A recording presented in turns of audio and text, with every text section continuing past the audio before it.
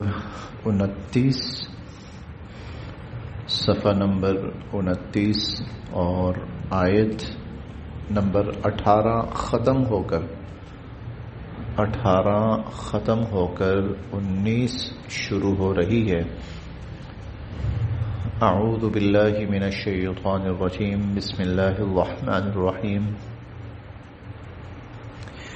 أَفَمَنْ يَعْلَمُ أَنَّمَا أُنْزِلَ إِلَيْكَ مِنْ رَبِّكَ الْحَقُّ كَمَنْ هُوَ أَعْمَى إِنَّمَا يَتَذَكَّرُ أُولُو الْأَلْبَابِ۔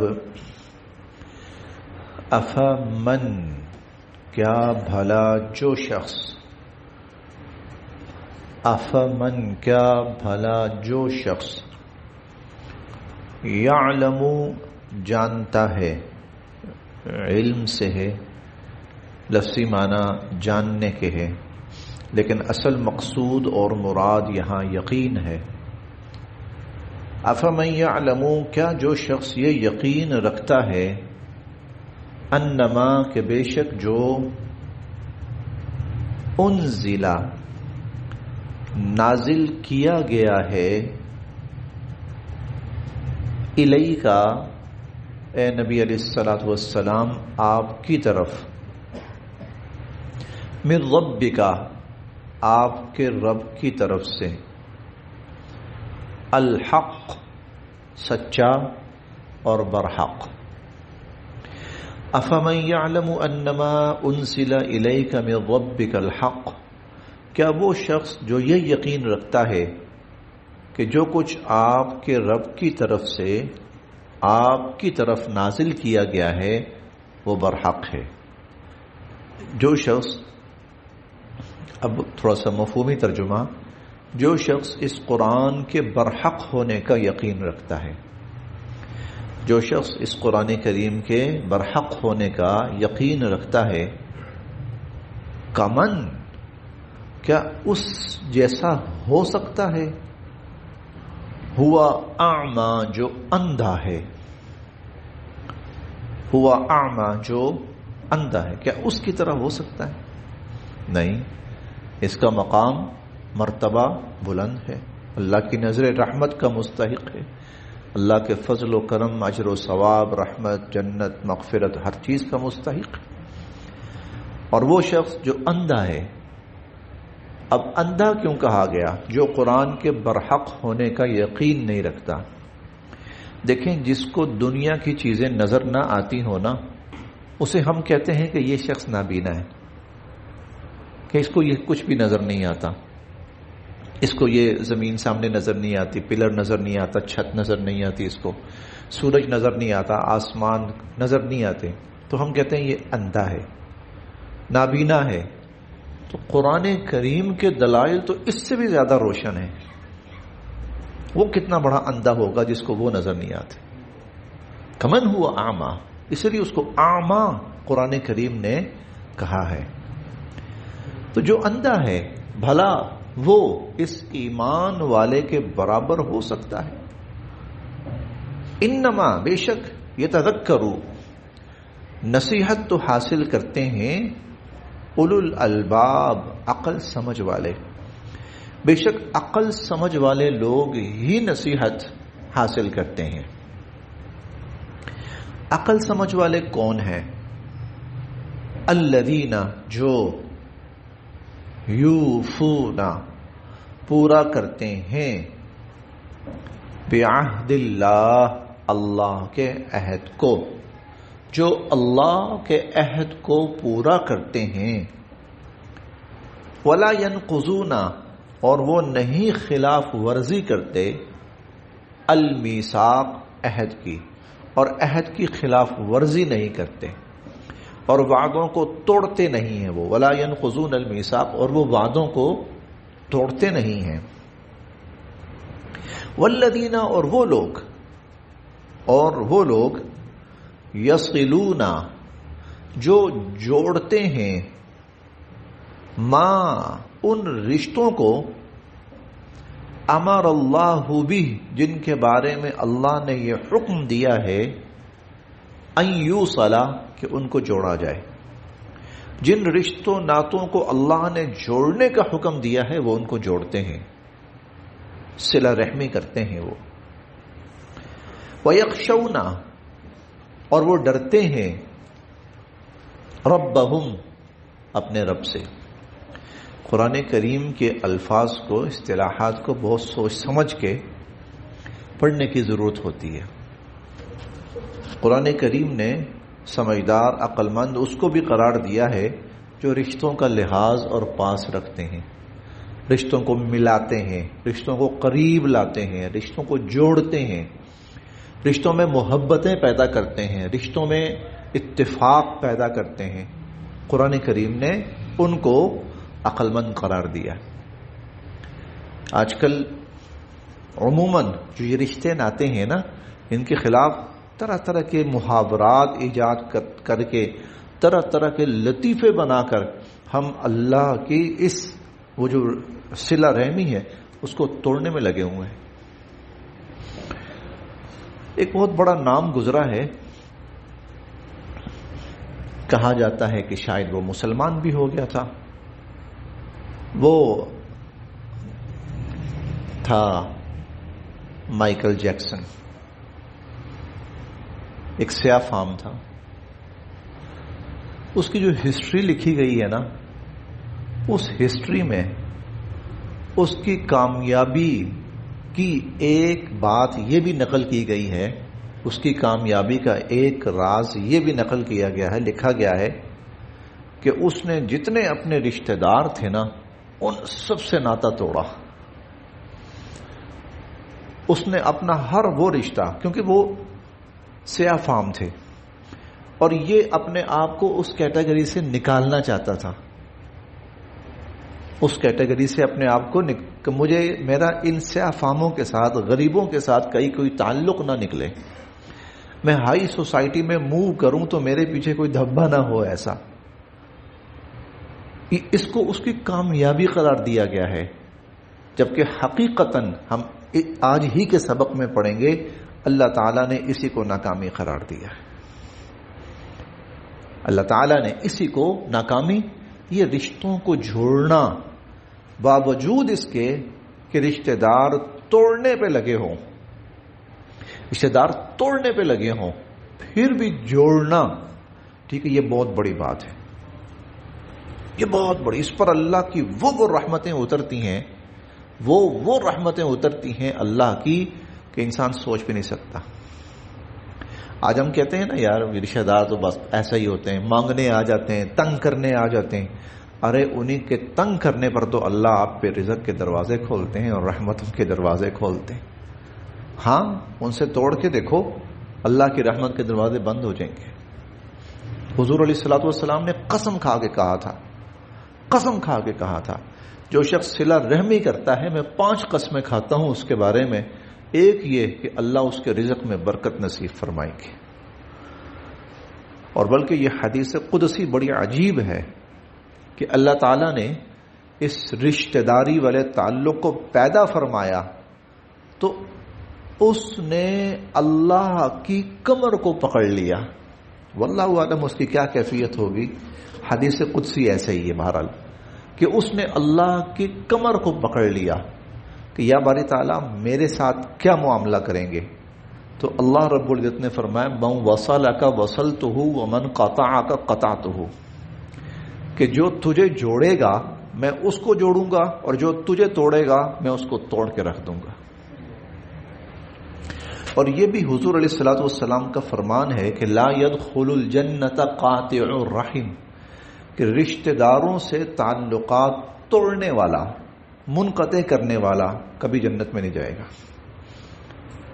جنت میں نہیں جائے گا تو پھر جہنم میں جائے گا، تو جہنمی ہے وہ، رشتے و ناتوں کو توڑنے والا۔ الذین، عقل مند وہ ہے، سمجھدار وہ ہے، یصلون ما امر اللہ بہ ان یوصل، جن رشتوں کو اللہ نے جوڑنے کا حکم دیا ہے وہ ان کو جوڑتے ہیں۔ وَيَخْشَوْنَ رَبَّهُمْ، اور اپنے رب سے ڈرتے ہیں، اور اپنے رب سے ڈرتے ہیں۔ وَيَخَافُونَ، اور وہ ڈرتے ہیں، سوء الحساب، برے حساب سے۔ اور وہ برے حساب سے، یعنی کل آخرت میں ہمارا حساب کتاب غلط نہ ہو، خراب نہ ہو، برا نہ ہو، اس سے ڈرتے ہیں وہ۔ اس لیے ایمان والوں کو دعا سکھائی گئی نا کہ اللہم حاسبنی حسابا یسیرا، اے اللہ میرا آسان حساب لیجئے گا۔ یہ حضور علیہ الصلوۃ والسلام فرماتے ہیں صبح و شام کم سے کم 3 دفعہ پڑھو، اللہم حاسبنی حسابا یسیرا، اللہ میرا آسان حساب فرمائیے گا۔ حضرت عائشہ رضی اللہ عنہ نے پوچھا اللہ کے نبی آسان حساب کیا ہوگا؟ تو آپ نے فرمایا ایک بندے کا نامہ اعمال کھولا جائے، کھول کر اس پر نظر ڈال کے اللہ یوں بند کریں اور فرمائیں جا میں نے تجھے اپنے فضل سے بخش دیا، یہ حساب یسیر۔ تو برے حساب سے، سخت حساب سے، سوال جواب، اس سے وہ ڈرتے ہیں۔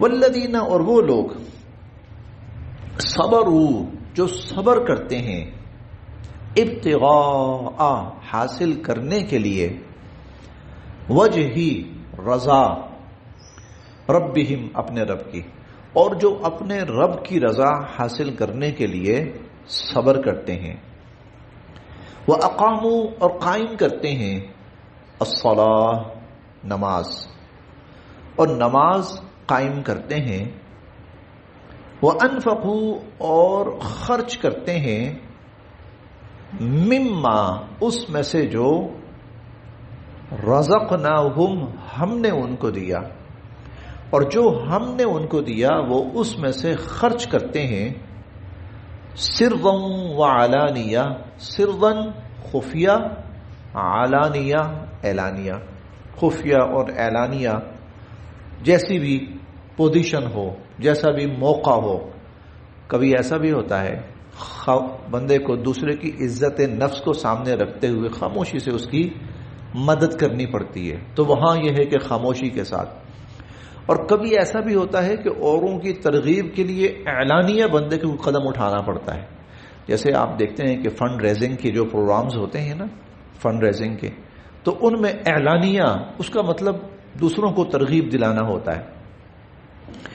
تو وَأَنفَقُوا، اور وہ خرچ کرتے ہیں، مما، اس میں سے، رزقناہم، جو ہم نے ان کو دیا ہے، سرًا، خفیہ بھی، وعلانیہ، اور اعلانیہ بھی، وَيَدْرَؤُونَ، اور وہ جواب دیتے ہیں، بالحسنہ، بھلے طریقے سے، بھلائی سے اور بھلے طریقے سے جواب دیتے ہیں، السیئہ، برائی کا، اور وہ برائی کا جواب بھلائی سے دیتے ہیں، اولئک، تو یہ لوگ جن میں یہ صفات پائی جائیں۔ ہم پیچھے پڑھ چکے ہیں، اللہ کے عہدوں کو پورا کرتے ہیں، اور جس کسی سے کوئی عہد معاہدہ ہو اسے توڑتے نہیں ہیں، رشتوں ناتوں کو جوڑتے ہیں، اللہ سے ڈرتے ہیں، اور برے حساب سے، برے انجام سے ڈرتے ہیں، اللہ کی رضا حاصل کرنے کے لیے صبر کرتے ہیں، نماز قائم کرتے ہیں، اللہ کی راہ میں مال خرچ کرتے ہیں، اور برائی کا جواب اچھائی اور بھلائی سے دیتے ہیں۔ تو اولئک، یہ لوگ، لہم، ان کے لیے ہے، عقبی الدار، آخرت کا اچھا گھر، آخرت کا گھر، آخرت کا اچھا گھر ایسے لوگوں کے لیے، یعنی آخرت کا اچھا انجام، اور وہ جنت ہے، تو وہ ان کے لیے ہے۔ جنات، اور وہ جنتیں ہوں گی، عدن، ہمیشہ ہمیشہ کی، جنات عدن، اور وہ ہمیشہ ہمیشہ کی جنتیں ہوں گی، یدخلونہا، کہ جن جنتوں میں وہ داخل ہوں گے، ومن، اور جو صالح، نیکوکار ہوں گے، من آبائہم، ان کے آباء و اجداد میں سے، وازواجہم، اور ان کے جوڑوں میں سے۔ جوڑے ظاہر ہے کہ مرد بھی نیک ہو سکتا ہے، عورت بھی نیک ہو سکتی ہے، ان صفات کی حامل عورت بھی ہو سکتی ہے اور ان صفات کا حامل مرد بھی ہو سکتا ہے۔ تو مرد کا جوڑا عورت ہوگی اور عورت کا جوڑا مرد، اور جو ان کے جوڑے ہوں گے، وذریاتہم، اور ان کی اولادیں، تو ان کے جوڑوں میں سے، ان کی اولادوں میں سے، اور ان کے آباء و اجداد میں سے جو نیک ہوں گے، اللہ ان کو بھی جنتوں میں داخل فرمائیں گے. والملائکۃ اور فرشتے یدخلون داخل ہوں گے علیہم ان پر من کل باب ہر دروازے سے، اور فرشتے ہر دروازے سے ان پر داخل ہوں گے اور کہیں گے کہ سلام علیکم، تم پر سلامتی ہو. سلام علیکم کہ تم پر سلامتی ہو. بما صبرتم کیونکہ تم نے دنیا میں صبر کیا. تم پر سلامتی ہو کیونکہ تم نے دنیا میں صبر کیا. فنعم کیا ہی اچھا ہے عقبی الدار آخرت کا گھر. فنعم عقبی الدار تو آخرت کا گھر اور آخرت کا انجام کیا ہی اچھا اور کیا ہی خوب ہے. والذین اور وہ لوگ ینقضون جو توڑ ڈالتے ہیں عہد اللہ اللہ کے عہد کو، اور جو اللہ کے عہد کو توڑ ڈالتے ہیں من بعد میثاقہ پختہ اقرار کے بعد، پختہ اقرار کے بعد اللہ کے عہد کو توڑ ڈالتے ہیں. اللہ کے عہد سے مراد وہ تمام حکم جو ہم پڑھتے ہیں قرآن کریم میں اور اللہ ہمیں اس کا حکم دیتے ہیں، اور ہم مسلمان اپنے آپ کو کہلوا کر ان کو ماننے کا اقرار کرتے ہیں. اپنے آپ کو ہم مسلمان کہلوا کر ان کو ماننے کا اقرار کرتے ہیں. تو جو اللہ کے عہدوں کو توڑ ڈالتے ہیں من بعد میثاقہ پختہ عہد کرنے کے بعد، وَيَقْطَعُونَ اور وہ توڑ ڈالتے ہیں یا کاٹ ڈالتے ہیں ما امر اللہ بہ جن رشتوں کے بارے میں اللہ نے یہ حکم دیا ہے ان یوصل کہ ان کو جوڑا جائے. جن رشتوں کو اللہ نے جوڑنے کا حکم دیا ہے وہ ان کو توڑ ڈالتے ہیں. جن رشتوں کو اللہ رب العزت نے جوڑنے کا حکم دیا ہے وہ ان کو توڑ ڈالتے ہیں. وَيُفْسِدُونَ اور فساد کرتے ہیں فی الارض زمین میں، اور زمین میں فساد کرتے ہیں. یہ قرآن کریم میں کئی جگہوں پر زمین میں فساد سے منع کیا گیا ہے. لا تفسدوا فی الارض، زمین میں فساد نہ کرو. اور بعض جگہوں پہ آتا ہے بعد اصلاحھا، جبکہ اللہ نے اس زمین کو صحیح بنایا ہے تو اب اس میں خرابی اور فساد برپا نہ کرو. زمین میں فساد کیا ہے؟ اصل میں یہ لفظ بہت استعمال ہوتا ہے اور ہر طبقہ اور ہر فرقہ اور ہر جماعت اور ہر بندہ اس کو اپنے معنوں میں لیتا ہے، اس کو اپنے معنوں میں. فساد کسے کہتے ہیں؟ اللہ رب العزت نے جو خیر کا حکم فرمایا ہے کسی بھی شکل میں، اس خیر کو قائم کرنا یہ ہے اصلاح، اور اس خیر کے برعکس وہ ہے فساد. ابھی ہم پڑھ کر آئے ہیں، چند دن پہلے کی بات ہے، سورہ اس کے اندر ہود کے اندر قوم شعیب کا ذکر پڑا، اور ان کی ایک بڑی خرابی ہم نے پڑھی، وہ تھی تجارتی بددیانتی، ایک کاروباری بددیانتی. یہ لوگ کاروباری طور پر بددیانت تھے، ہر طرح کی لوٹ مار اور دو نمبری اور جو بھی ہو سکتا ہے، اس زمانے کی بات ہے ابھی. تو اللہ رب العزت نے ان کو فرمایا کہ زمین میں فساد نہ کرو. اس کا مطلب یہ ہوا کسی بھی قسم کا کاروباری ہیر پھیر، دو نمبری، جیل سازی، یہ سب کا سب فساد ہے. اور اس کے برعکس وہ ایمانداری، ہاں، ناپ تول کا پورا کرنا، قیمت کا ٹھیک رکھنا، اور اپنا جو گاہک ہے اس کی خیرخواہی کرنا، صحیح چیز اس کو دینا، کسی بھی قسم کا جھوٹ فراڈ نہ کرنا، یہ اصلاح ہے، یہ اصلاح ہے. اسی طرح ہم نے قرآن کریم میں پڑھا ہے، جھوٹ کا ذکر ہم نے پڑھا ہے تو وہاں پر ہے کہ فساد، فساد تو جھوٹ فساد ہے، سچ کیا ہے؟ وہ اصلاح ہے. اور اسی طرح حیا وہ اصلاح ہے، بے حیائی کیا ہے؟ فساد ہے. حضرت لوط علیہ السلام نے اپنی قوم جو بے حیائی میں مبتلا تھی ان کا ذکر کرتے ہوئے اللہ نے فرمایا کہ لا تفسدوا فی الارض، زمین میں فساد نہ کرو. تو بے حیائی کیا ہے؟ گانا، ناچ گانا، ڈانس، یہ سب کچھ، یہ سب فساد ہے۔ اسی طرح نماز کا پڑھنا اصلاح ہے، اور بغیر کسی عذر کے نماز کا نہ پڑھنا اور چھوڑنا فساد ہے۔ تو وہ لوگ، اس طرح بہت سی شکلیں اس کی بہت ساری، چوری، ڈاکہ فساد ہے زمین کے اندر، کسی بھی طرح کا لوٹ مار، لوگوں کی عزتوں سے کھیلنا، یہ سب فساد ہے۔ ہم انشاءاللہ بلکہ چھٹے پارے میں ہم پڑھ کے آئے، جہاں اللہ نے چوروں ڈاکوؤں کی سزاؤں کا ذکر فرمایا، وہاں فرمایا کہ یہ زمین میں فساد برپا کرتے ہیں۔ تو چوری، ڈاکہ، لوٹ مار، لوگوں کی عزتوں سے کھیلنا، یہ سب فساد ہے۔ تو وہ لوگ جو زمین میں فساد برپا کرتے ہیں، جو زمین میں فساد برپا کرتے ہیں، تو اولئک، ایسے لوگ، لہم اللعنہ، ان کے لیے پھر لعنت ہے۔ ایسے لوگ، ان کے لیے پھر لعنت ہے، جو اللہ کے عہدوں کو توڑ ڈالیں، جن رشتوں کو اللہ نے جوڑنے کا حکم دیا ہے ان کو توڑیں اور زمین میں فساد برپا کریں۔ اولئک لہم اللعنہ، ان کے لیے لعنت ہے۔ وَلَهُمْ، اور ان کے لیے ہے، سوء الدار، آخرت کا برا گھر، اور وہ جہنم ہے۔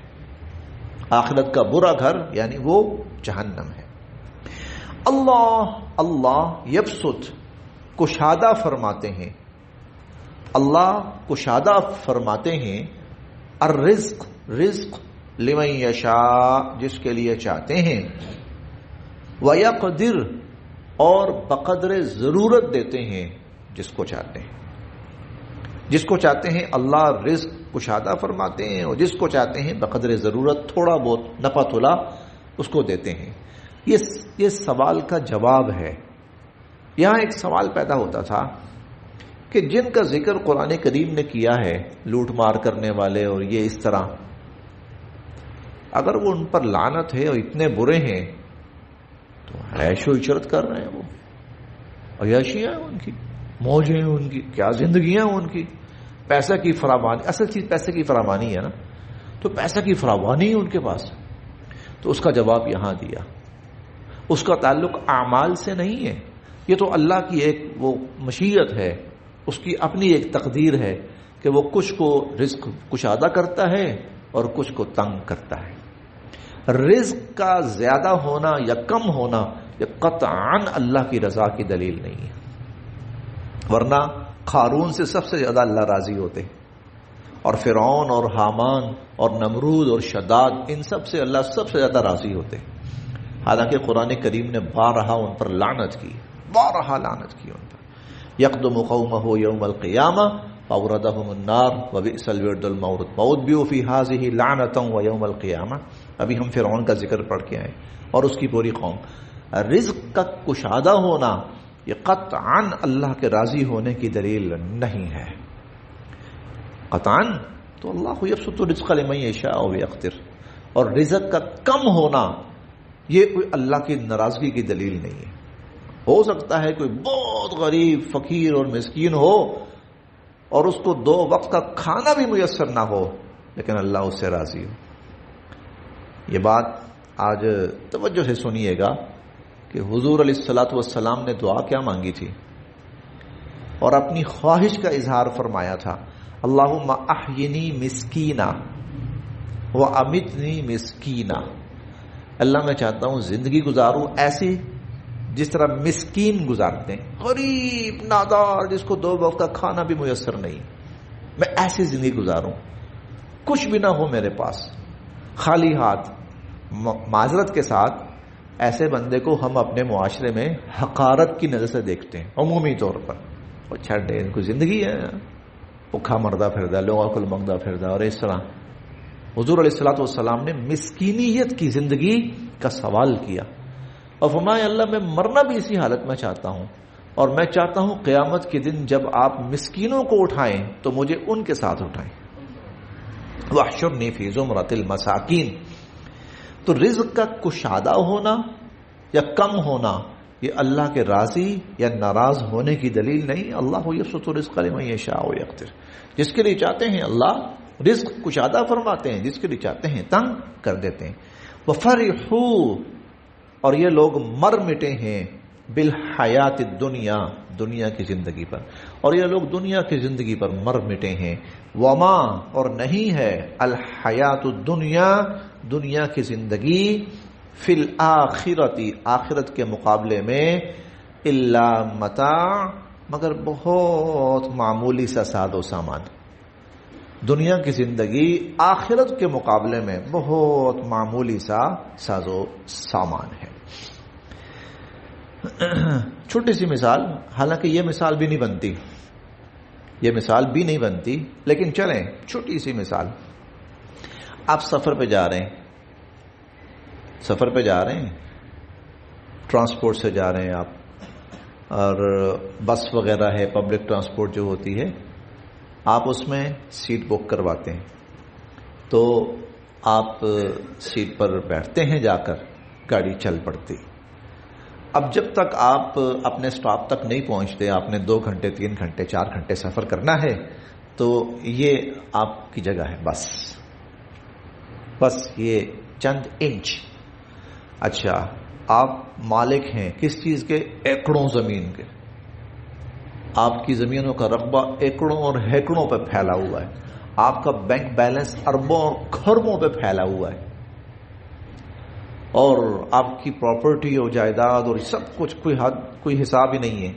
اب آپ جا رہے ہیں، ٹرانسپورٹ سے جا رہے ہیں، پر آپ کی صرف اتنی سی جگہ ہے.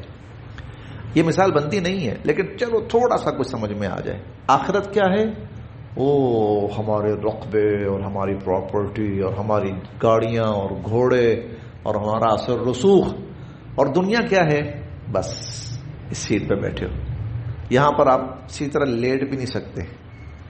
اسی طرح لیٹ نہ سکنے کا مطلب کیا ہے؟